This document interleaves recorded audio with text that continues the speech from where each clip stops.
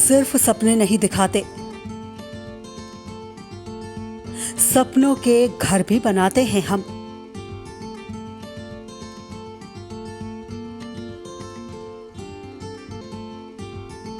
इरादे हो उड़ने के तो हौसलों को पंख लगाते हैं हम।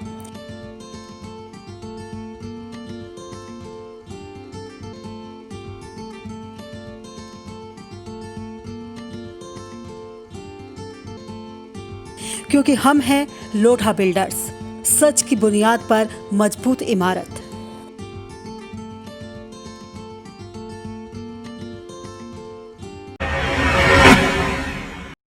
नमस्कार, आप देख रहे हैं इंडिया लाइव 24। आपके साथ मैं हूं राखी खंडोरी। हाजिर हूं तमाम खबरों के साथ। तो चलिए करते हैं खबरों की शुरुआत।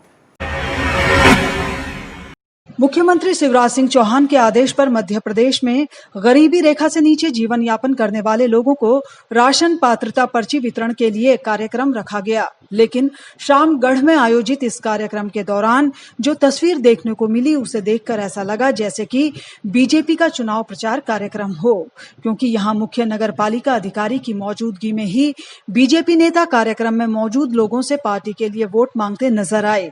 सरकारी कार्यक्रम में अधिकारियों के सामने ही बाकायदा लोगों को ये समझाते दिखे कि चुनाव चिन्ह कमल के फूल पर बटन दबाकर बीजेपी को विजयी बनाएं। और आप सभी से मैं विनम्र निवेदन करता हूं कि आने वाले उपचुनाव में इतने जोरदार कमल के फूल का बटन दबाएं कि कमलनाथ जी बचे कुछ कहीं दिखाई नहीं देते।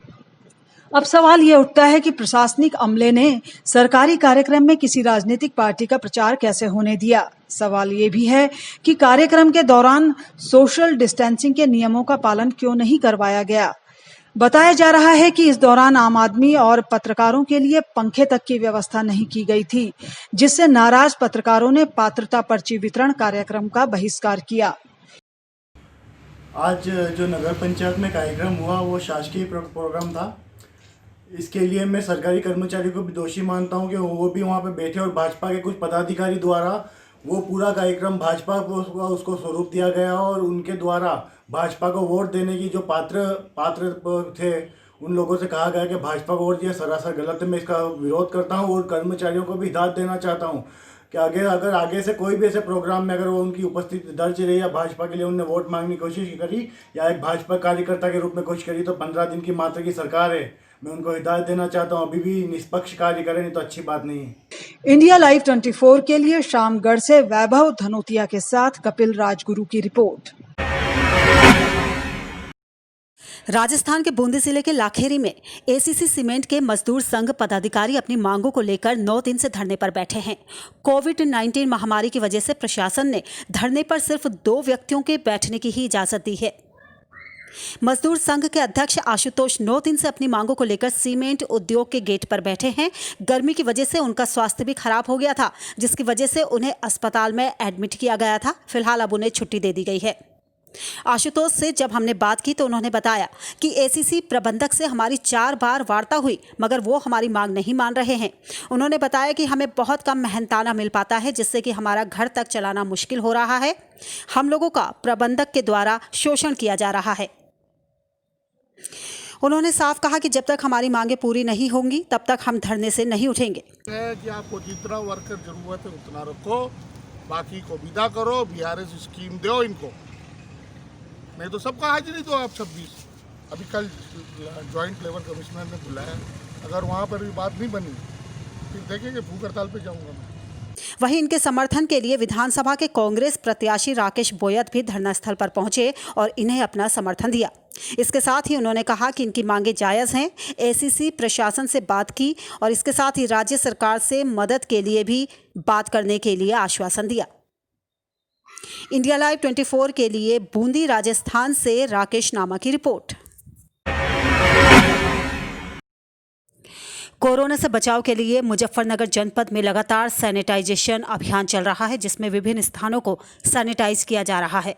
एसएसपी मुजफ्फरनगर अभिषेक यादव महोदय के आदेश अनुसार अग्निशमन विभाग मुजफ्फरनगर ने आज जिलाधिकारी आवास, जिलाधिकारी कार्यालय, वरिष्ठ पुलिस अधीक्षक आवास, पुलिस ऑफिस, पुलिस अधीक्षक नगर आवास आदि को सैनिटाइज किया। सैनिटाइजेशन का ये काम शहर और देहात क्षेत्र, समस्त टाउन एरिया और तहसीलों में रेगुलर रूप से किया जा रहा है। इंडिया लाइव 24 के लिए मुजफ्फरनगर से अमजद रजा की रिपोर्ट। अयोध्या में सदर कोतवाली के भीकापुर इलाके में यूपी एसटीएफ ने नकली शराब बनाने वाली फैक्ट्री का भंडाफोड़ किया, जहां से एसटीएफ ने 2560 लीटर नकली शराब बरामद की और शराब फैक्ट्री चलाने वाले सरगना समेत 10 लोगों को गिरफ्तार किया है। नकली शराब के साथ नकली शराब बनाने के उपकरण और दूसरा सामान भी यहां से बरामद किया गया है। एसटीएफ अब गिरफ्तार आरोपियों से इस धंधे में शामिल दूसरे लोगों के बारे में भी जानकारी जुटाने में लग गई है। पूरा कलंदर के सहयोग से, आबकारी टीम के सहयोग से 240 पेटी अवैध मिश्रित शराब और 400 लीटर जो ड्रम में थी, 400 लीटर अवैध शराब, इसके अलावा 6 ड्रम और स्प्रिट और अवैध शराब के बनाने के तमाम सामग्री, खाली बोतलें, विभिन्न ब्रांड के रैपर, गत्ते इत्यादि बरामद हुई हैं। दो गाड़ियां बरामद हुई हैं, एक डीसीएम और एक पिकअप, जिससे अवैध शराब को पैक करके सप्लाई करते थे। ये अवैध शराब का निर्माण एक भीकापुर मकान में करते थे। इंडिया लाइव 24 के लिए अयोध्या से ब्रजेश सैन की रिपोर्ट। भदोही पुलिस ने छापेमारी के दौरान अवैध शराब से भरे ट्रक को पकड़ा और ट्रक ड्राइवर को गिरफ्तार कर लिया। मामले के 3 आरोपी अभी भी फरार हैं। पकड़े गए ट्रक से 705 पेटी अवैध शराब जब्त की गई, जिसकी कीमत 37 लाख के करीब बताई जा रही है। भदोही कोतवाली मोड़ पर पकड़े गए इस ट्रक को बिहार ले जाया जा रहा था। पुलिस का कहना है कि तीनों फरार आरोपियों को भी जल्द ही पकड़ लिया जाएगा। मध्य प्रदेश से जो अवैध शराब आ रही है, बेसिकली ये लोग जो है ले जाते हैं बिहार में, क्योंकि बिहार में बंदी है तो वहाँ काफ़ी अच्छे दाम पे बिक जाती है। तो कल हमारी टीम ने इसे मोड़ के पास से, नरोत्तमपुर के पास से पकड़ा था और ये कीमत इसकी करीब 37,22,000 रुपये से ज़्यादा है। और इसमें जो गाड़ी है उसकी भी कीमत कुल मिला करके ये 52 लाख से ऊपर की रिकवरी है।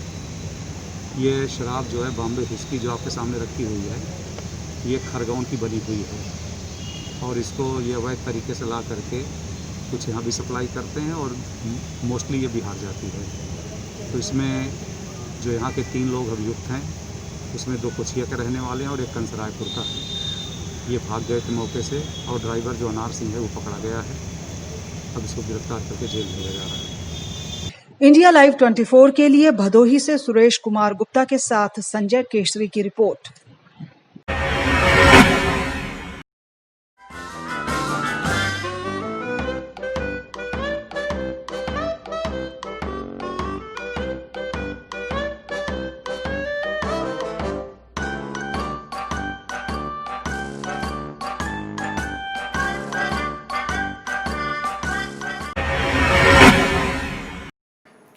और फिलहाल इस बुलेटिन में बस इतना ही। दीजिए इजाजत, नमस्कार।